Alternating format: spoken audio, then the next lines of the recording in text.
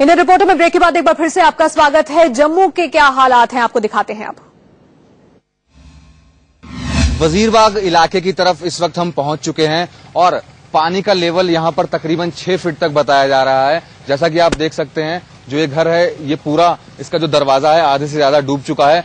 लोग अभी भी यहां पर मौजूद हैं, घरों के अंदर बैठे हुए हैं। गाड़ी आप देख सकते हैं, यहां पर पूरी गाड़ी डूब गई है। यहां पर श्रीनगर में आई बाढ़ ने सब कुछ तबाह कर दिया। इस वक्त हम गुज्जीबाग इलाके के न्यू कॉन्वेंट स्कूल के अंदर हैं और आप अंदाजा लगा सकते हैं कि पानी का लेवल कितना रहा होगा। बसों को देखकर आप ये अंदाजा लगा सकते हैं।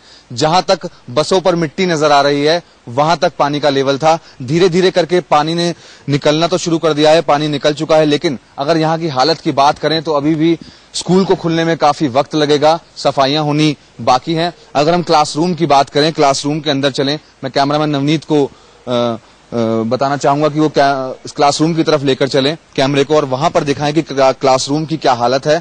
आपको क्लासरूम की तरफ लेकर चलते हैं और दिखाते हैं कि आखिरकार क्या हालत हुई है स्कूल के अंदर और बाढ़ आने के बाद जो यहाँ की स्थिति है वो कैसी है, कितना समय लगेगा यहाँ पर चीजों को ठीक होने में। जो मिट्टी थी वो इस तरीके से सूख सूख कर अब पपड़ी बन रही है। जिंदगी भी इसी तरीके से लोगों की सूख रही है, जो लोग अभी तक फंसे हुए हैं। और यहाँ पर आप देखिए इस क्लासरूम की हालत, मिट्टी ही मिट्टी पूरे क्लासरूम के अंदर है। जो जितने भी बेंचेस थे वो सब पानी में बह रहे थे, सब एक दूसरे के ऊपर यहाँ पर पड़े हुए हैं।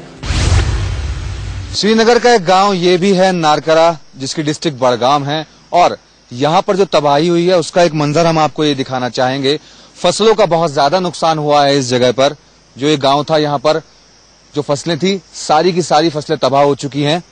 यहाँ पर सब्जियां उगाई जाती थी, यहाँ पर गेहूं उगाया जाता था, सब कुछ यहाँ पर बाढ़ ने तबाह कर दिया है। यहाँ के लोग हमारे साथ मौजूद हैं, उनसे हम बात करते हैं। मंडी 2 है वहाँ श्रीनगर में, यहीं से वो सप्लाई होती है और श्रीनगर से भी आगे जम्मू में भी यही सप्लाई होती है। सब्जियां, हर किस्म की सब्जी यहाँ पर सब बनती है। आप देख लीजिए ये सब खेत तबाह हो चुके हैं, लेकिन गवर्नमेंट की तरफ से हमारे पास अभी भी कोई मदद यहाँ पर नहीं मिली। इस वक्त हम एक पेट्रोल पंप पर हैं जहां पर लंबी कतार लगी है पेट्रोल लेने के लिए। उसकी वजह यह है कि पेट्रोल की सप्लाई पीछे से नहीं आ पा रही है। जो पेट्रोल यहाँ पर मौजूद है बस उसी में से पेट्रोल दिया जा रहा है। देख सकते हैं यहाँ पर कि लोग जो है पेट्रोल बॉटल्स के अंदर ले जा रहे हैं। उसकी बड़ी वजह यह है कि 15 दिनों से जो गाड़ियां थी वो घर के अंदर खड़ी थी, जो बाइक थी वो घर के अंदर थी। अब पानी थोड़ा उतरा है तो लोगों को पेट्रोल की जरूरत पड़ी है। यही वजह है कि यहाँ पर इतनी लंबी लाइन लगी हुई है। सिर्फ ये जो लाइन है ये सिर्फ ऐसे बॉटल्स में पेट्रोल लेने वालों की नहीं है, गाड़ियों की भी लंबी कतार यहाँ पर पीछे तक लगी हुई है। आप देख सकते हैं, कैमरामैन नवनीत आपको दिखाएंगे कि गाड़ियों की भी लंबी कतार यहाँ पर लगी हुई है। पेट्रोल पंप के मालिक से जब हमने बात की तो उनका साफ तौर पर यह कहना है कि पीछे से पेट्रोल की सप्लाई नहीं हो पा रही है क्योंकि वो कैश मांग रहे हैं और क्योंकि यहाँ पर सारा सिस्टम ठप पड़ा है। इस वजह से जो ये दिक्कत है लोगों को उठानी पड़ रही है। कैमरामैन नवनीत के साथ मनोज वर्मा, इंडिया न्यूज, श्रीनगर। तो इस वक्त इंडिया न्यूज की टीम एनडीआरएफ की टीम के साथ एग्जीबिशन रोड इलाके श्रीनगर लाल चौक से महज 1 किलोमीटर दूर इन गलियों में किस तरह से राहत और रिलीफ का काम चल रहा है उसको देख रही है। यहाँ पर आसपास लोग मौजूद हैं जिनको कि यहाँ पर सामान दिया गया है और भी इलाके हैं जहाँ पर ये सामान दिया जाना है।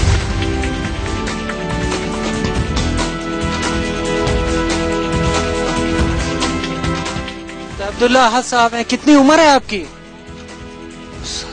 70 तक। 70 साल की उम्र है इनकी। हम वाकई बहुत दर्द है यहाँ पर।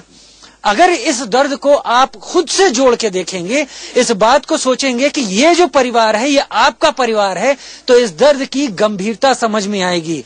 ये लोग कश्मीर के एक हिस्से के रहने वाले हैं और इस बाढ़ की तकलीफ को झेल रहे हैं, तो उससे इस दर्द का उतना अनुमान शायद ना लग पाए। लेकिन अगर हम ये सोचते हैं कि ये मेरे परिवार के लोग हैं, ये मेरे अपने हैं, तो दर्द कहीं ज्यादा बढ़ जाता है। यहाँ से देखते हैं यहाँ से लोगों की क्या स्थिति है। छोटा सा घर है यहाँ पर, किस हालत में ये लोग रह रहे हैं यहाँ पर हैं। यहाँ पर ये एक वानगी है। मैं सोच रहा हूँ कि मैं कुछ कम बोलूं और आप लोगों को दिखाऊं, लेकिन शब्द रुक नहीं रहे हैं और शब्द बन भी नहीं रहे हैं और सारे शब्दों और सारे वाक्यों का एक ही मतलब निकल के आता है कि तकलीफ बहुत है, तकलीफ कम नहीं है। यहाँ पर घर की हालत है, यहाँ पर ये बेसमेंट है और घर की ये हालत है।